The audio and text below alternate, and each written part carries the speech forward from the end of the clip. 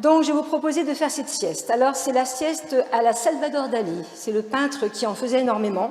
Il avait un rapport au sommeil très particulier, insomniaque, et surtout, il aimait bien friser ce moment où il allait avec ses perceptions hypnagogiques. Ce sont comme des mini-rêves qui lui permettent d'être plus créatif, où il pouvait, juste avant ce genre de sieste, basculer, en sortir tout de suite et avoir la perception de ce qu'il venait de vivre.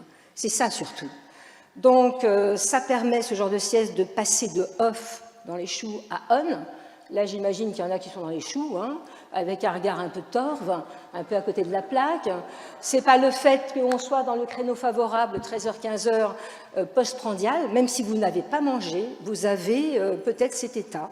Peut-être que vous avez déjà dépassé, peut-être que vous n'êtes pas loin d'une porte. Si en plus vous avez mangé beaucoup, arrosé le repas, alors là, je pense que vous êtes mûr. Donc voilà, on peut le faire debout ou assis. Alors je vous conseille d'abord de l'expérimenter assis. Les marins dont je m'occupe à l'Hôtel Dieu, les navigateurs en solitaire, qui sont en carence de sommeil pendant des semaines, ont cette capacité de faire des siestes flash quand ils ne peuvent pas se permettre de dormir. Ils font ça debout à la barre. C'est qu'au moment où ils voient les sirènes, ils sont tout contents, c'est beau une sirène. Il y a un inconscient collectif, ils ne voient pas de farfadets, ça c'est en forêt de Brocéliande, ils ne voient pas d'oasis, c'est dans les déserts. Eux, ils voient des sirènes. Et quand ils les voient, c'est qu'ils sont en train de friser, de tomber dans le sommeil. Et pour sécuriser leur traversée, ils vont avoir recours à ce genre de pratique.